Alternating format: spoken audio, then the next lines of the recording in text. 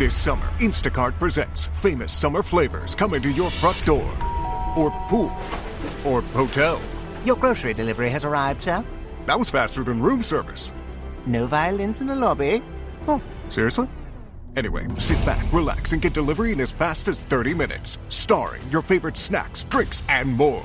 Download Instacart for free delivery on your first 3 orders. Rated H for hungry audiences. Offer valid for a limited time. Minimum $10 per order. Excludes restaurants. Additional terms and fees apply. We acknowledge the traditional owners of country throughout Australia and recognise their continuing connection to land, waters and culture. We pay our respects to their elders past, present and emerging. Welcome to This Song Is Yours. We're a music podcast that chats to artists, musicians and creatives on their songwriting craft and upcoming projects. I'm your host Simon Fink and welcome to episode 281. Today we welcome one of the greatest live bands to ever exist onto this very podcast. In celebration of their new record, The Death of Randy Fitzsimmons, we have the Hives on as our guests. More matter-of-factly, we have guitarist Nick Arson joining us on the pod. Now, just to get some housekeeping out of the way, please make sure you're subscribed to this podcast on whatever app you find good podcasts on, and ensure you're following us across all of our social media channels. We've begun releasing YouTube videos again. A brand new one with Greta Ray came out last night, so head over to our YouTube channel to watch that after you finish this podcast episode. Details for everything, including all of our social links, can be found within the show notes of today's episode. Our guests today are the Hives. They're one of the most beloved indie rock bands ever, who formed in 1993 in their home country of Sweden. After building up a solid fan base and collection of songs in their own home country, they had worldwide breakthrough success in the 2000s when the garage rock revival happened. Now hailed as one of the best live bands you do have to see before you die, the Hives are known for their snappy songwriting, their intense live show, and their commitment to showmanship. Their brand new record, their first in 11 years, is titled The Death of Randy Fitzsimmons, and it sees the delay being caused by Fitzsimmons himself. Once a member of the illustrious indie group, Randy has left these songs ready for the band to record and re-enter the world with, and he has done so in brilliant fashion. These songs are some of the Hives' strongest work in years, and it stands alongside some of their career best. In today's episode, we're talking to guitarist Nick Arson about the break between records for the band. We discuss the resurgence of love for indie music of the 2000s. I believe some might also call it indie sleaze. And we ask whether we'll be seeing them bring their bombastic live show to Australia anytime soon. The Death of Randy Fitzsimmons is out right now, and we've left links within the show notes on where you can purchase the record. We also want to give a massive thank you to Nicole from Revolutions PR for her help with today's episode. Here is our conversation with the Hives.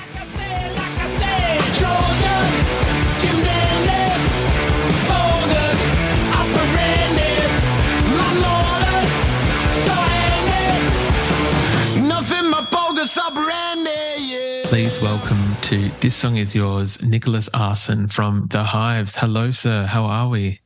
I'm very good, thanks. I'm happy to be on. Thanks for having me. Of course, it's an extremely busy time for the Hives at the moment. I know you said you literally just landed back home as of yesterday and you're already on your way to another Hive show tonight. Is that correct? Yeah, that's true. We're doing, it's an old quarry up sort of, well, I guess maybe 3 hours northwest of Stockholm. It's in the town where Vigilante currently lives. And it's an old quarry with perfect acoustics. It was discovered by an opera singer who was out walking her dog. And she started singing and found this. It's just a giant hole in the ground. And so we've done shows there with the 2 other Swedish bands, the Sounds and Mando Diao. We've done that for maybe 2 or 3 years or something. And yeah, it's been a hoot. So we've kept doing it. I guess there are 2 more this year then. So we're doing 2 shows back to back now. We're playing today and then playing tomorrow. We are in the midst of, I want to say we're going through a bit of a resurgence of love for the Hives. At the moment, there's a brand new record out, The Death of Randy Fitzsimmons. It's nothing that you would not expect from the Hives. It is short, it's sharp, it's intense, but it is brilliant. Congratulations on this brand new record. Thank you very much. Of course. And we are very happy about the resurgence of Loving the Hives. It's kind of what you want when you release a new record. It's kind of what you always want when you're making new music. Yeah, we're very happy with the record. So thank you. Of course. This is the first new record in 10 years. I know that the band's still been touring. You haven't been out of the limelight, but are you surprised at the reaction that the record has been getting? Well, yes and no, I should say. I mean, yes, because it's, when it's been a while, when you release new music, you kind of forget what it's like. I mean, we've been over in England now doing signing sessions and releasing records, and I think we're we're second in the charts as of now. I think we're doing, pretty well in the charts and all that, even though the Hives would be, satisfied with anything less than a number one, but we'll see if that happens. No, but I mean, and yeah, you're kind of surprised, but it also makes sense to me. I mean, I think we're an amazing band, and we're also making amazing records. So, in that respect, I'm not surprised by the reaction. But yeah, you never know where people are going to take it. But I think when it comes to really great rock and roll and stuff, it's undeniable. Even if you like something completely different, if something shows up that's just blowing everything else out of the water, then it's undeniable. Then you have to like it. And I think Hives are that type of band that you sort of have to like. I would very much agree with that. This record is. It is. Although there's one or two tracks, and I want to talk about them in a little bit, that kind of, I want to say, explore a little bit of new sonic ground for the Hives.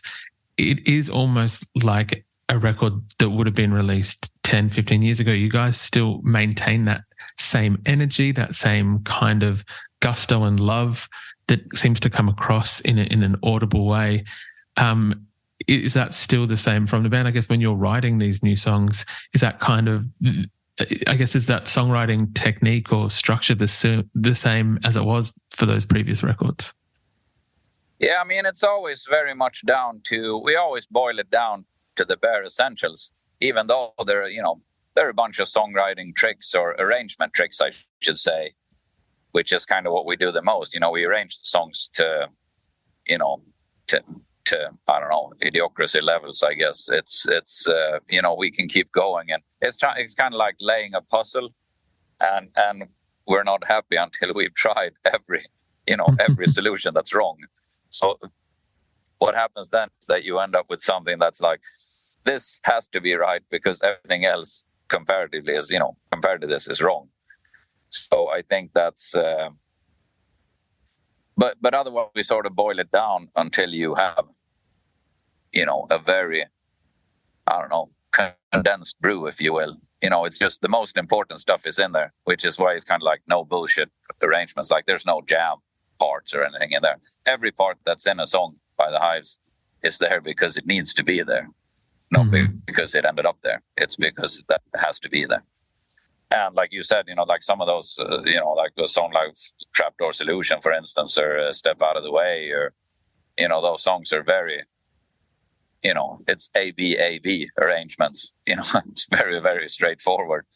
But that's kind of how we like it sometimes. Like whenever we play songs like that, fast-paced or rock and roll or punk songs, arranged in that way, I think we're world leaders in our field when it comes to that. So I guess, yeah, I mean, we do a lot of the arranging and stuff, and that's also what I guess what we want to, sort of the end product that we want to arrive at is, energetic rock and roll. And with this record especially, I think that was like what we wanted to capture, coming back after, I think it was even 11 years before we released the record. Since last time we released the record, it was in 2012. And what we want to, the end result that we were going for is an energetic rock record, and probably as energetic as we could make it sound, which is, when working on this one, sometimes, maybe there's a bit of air in here, and then does that sound better than, going for the completely energetic take or whatever? And then we would always go for the energetic version, which is like, I guess the record sounds very energetic, which is just the way I like it, I think. I think as far as energy, it's almost only rivaled by, maybe the Barely Legal record. even though a lot of these songs are, completely new to the Hives. Like they couldn't have, it's not a retro record as far as the Hives. We're not looking back, trying to, recreate what we did, 25 years ago. We're trying to make a new record, and I think we're making a new record. But as far as the energy, I think it could have been released with the Hives, in the late 90s almost. Look, I would agree with that. There is some, I want to say, like, new sonic ground being covered on these records. One of my favorite tracks on this record, the record is called The Death of Randy Fitzsimmons, for anyone who was not aware of the record. My favorite track on the record was Stick Up, which has these brilliant low brass horns, I want to say, being played throughout. It's almost like a blues track mixed with the Hives. What was the I guess the inspiration behind this track, or what made the Hives go, cool, let's mix some blues into the mix of what we're already doing? Well, I mean, I think we've always been very inspired by different kinds of music. Like, I mean, when we started out, we were inspired by punk music and 50s and 60s music. And then we got turned on to like the sonic, or people started asking me, hey, do you guys like 60s punk and stuff? And we're like, what's that? And, you'd find out about the Sonics and bands like that who were kind of then sort of very kind of punk sounding, even though they were, they started out like maybe, 64 or 5 or something. And I think that This summer, Instacart presents famous summer flavors coming to your front door. Or pool. Or hotel. Your grocery delivery has arrived, sir. That was faster than room service. No violins in the lobby. Oh, seriously?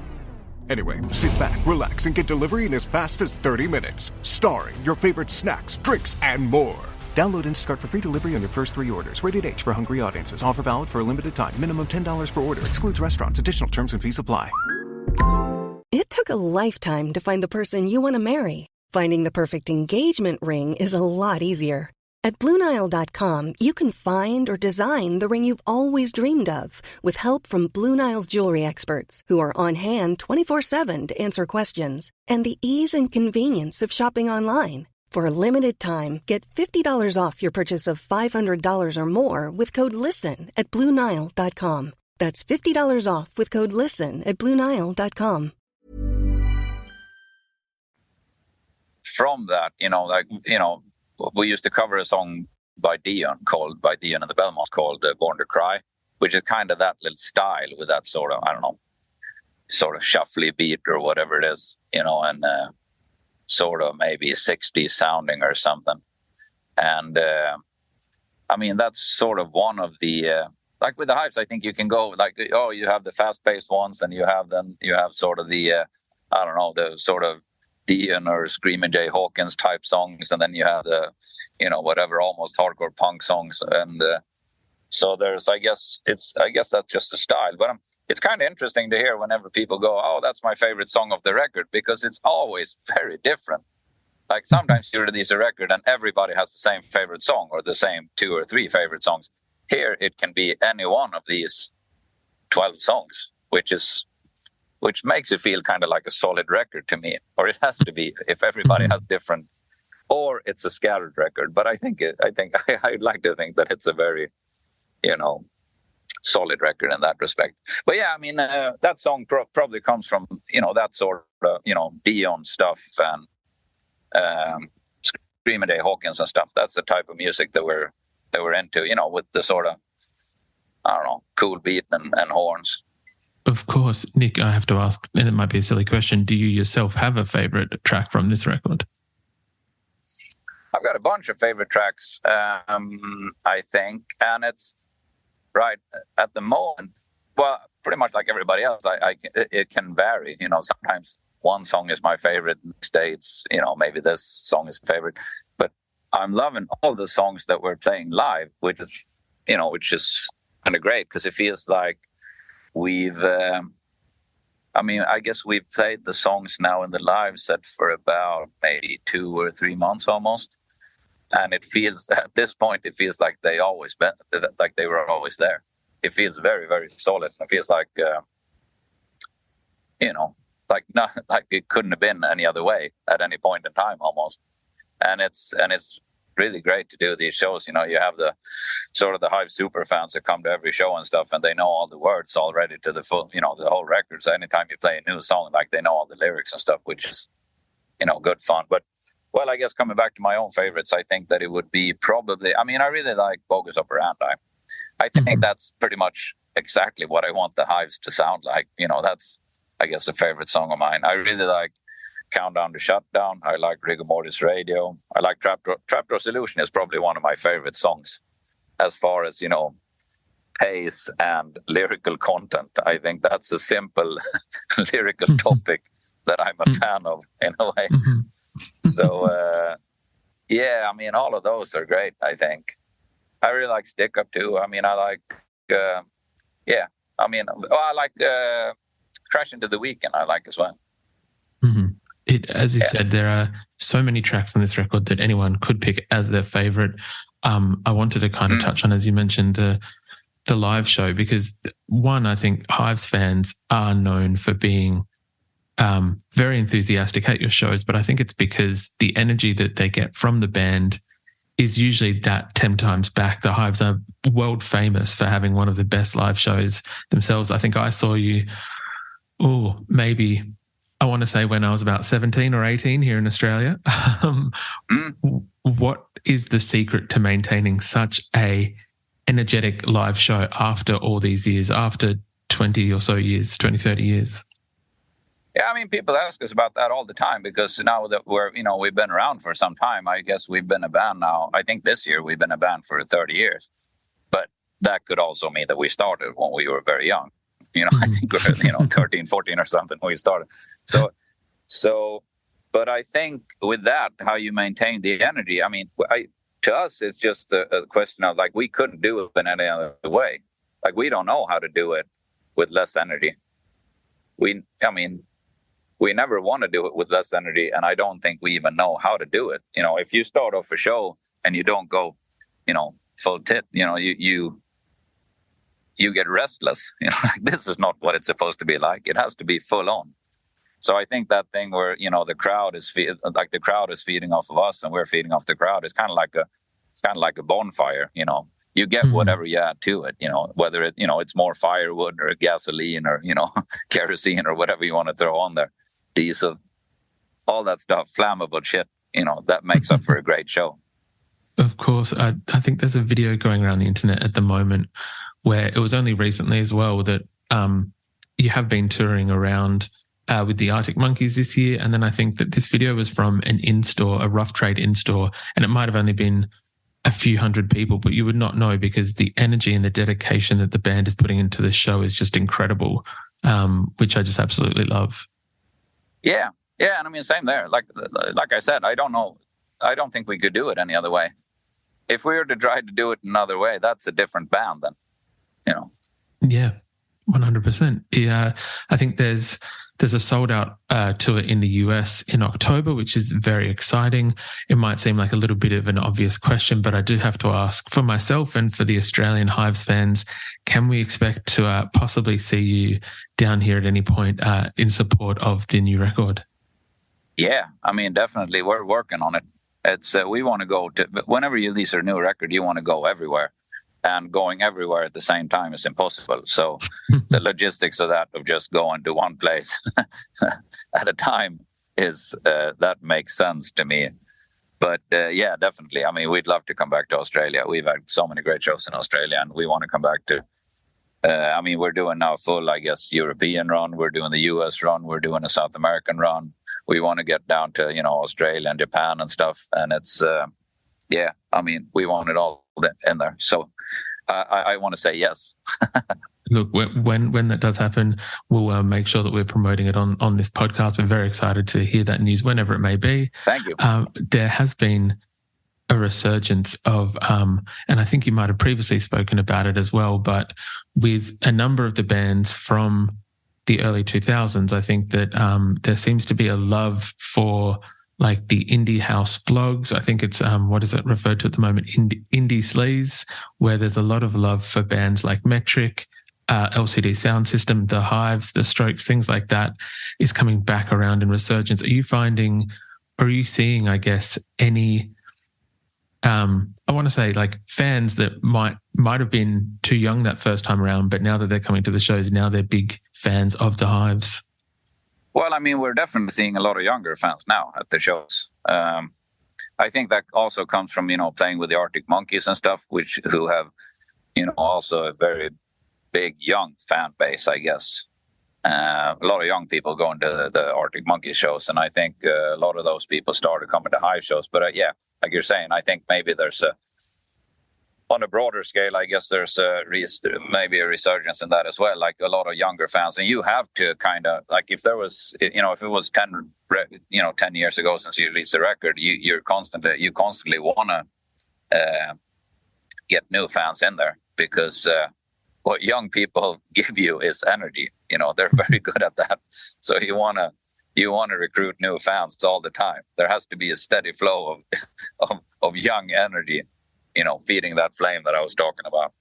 So yeah, definitely, we're very happy to see a lot of young people coming to our shows. Look, that's lovely to hear. And again, I know that there's a lot of people from various age ranges here in Australia excited for the new record and excited when there is a next opportunity to see you live. Nick, I was just wondering, usually we'd ask our guests what they're currently listening to. Is there anything at the moment that you've got on high rotation for yourself? Well, the thing that's been on high rotation the past week has been the Death of Randy Fitzsimmons record, since I've been spending most of my time in record stores signing records, and then that record just goes on repeat. And I've found myself in these at these signing sessions nodding along, liking the record. So I guess that is what I'm listening to at the moment. Whenever it's kind of like whenever a Hive song is gets played on the radio and stuff, I always react. My first reaction is always like, "What the fuck is this? This is a great band." And then I hear it's us, and then I go, "Oh yeah, that makes sense. I know this song." But so I guess that's where I'm at, especially this week. Maybe if you ask me in a week, maybe I'll have had time to listen to something else. But other than that, it's just that's all the music that fits in my head at this point in time. Like this week it's been pretty full on with the Hives playing, so I don't think I've had and the rest of it has just been talking to people and meeting fans and stuff. So my ears have been working around the clock on this trip, so I haven't really had time to sit down by a stereo and listen to new music, I guess. Of course. Look, I can very much appreciate that. There's a lot going on in the world of the Hives. I do very quickly and lastly want to talk about, obviously, the record is called The Death of Randy Fitzsimmons. For those who weren't aware of the lore, that Randy was a previous member or one of the original members of the Hives, if I'm correct. Yeah, and even, as far as we're concerned, he's still a member. So but yeah, you can finish your question if there was one. Sorry, I was just going to say that I know that there's a bit of concern around Randy, obviously, with the title of The Death of. What does it mean for Randy moving forward, or is this something that we'll discover a little bit later on? Well, I guess we're left in the dark as much as I guess the fans, because it's we still haven't heard from him, more so than the sort of the delivery of these songs and these lyrics and all that and suits and all that. It's we know as much as the next guy, so we'll see what happens with that. I guess it's it makes sense talking about what's going to happen next, or once a new record coming out and stuff, I guess. But I think the record was only released Friday, so we're not even a week. Well, I guess, what is it today? It's Friday, right? Yeah, so we're exactly 1 week into it. So maybe we should enjoy that moment for a little bit and then cross the other shit when we get there and see if there's a new record in the pipeline. But yeah, we're kind of like the Hives as far as now. Like, we're in great shape playing shows and stuff. And so I guess if we could, if we could use this momentum that we have now, and maybe at some point, at least not 11 years from now, release a new record, I'm happy to be on board, you know. Look, that sounds fantastic. Very much in agreement. Whatever happens with Randy, we look forward to seeing as much as you do. But Nick, for the moment, we are very much enjoying the Death of Randy Fitzsimmons. It's the brand new Hives record. It is out right now. Thank you very much for coming onto the podcast. We do appreciate it. Thank you very much. And it sounds a little bit macabre saying we're enjoying the death of Randy Fitzsimmons, but we are, aren't we? In the most positive way that we can, yes. Yes, agreed.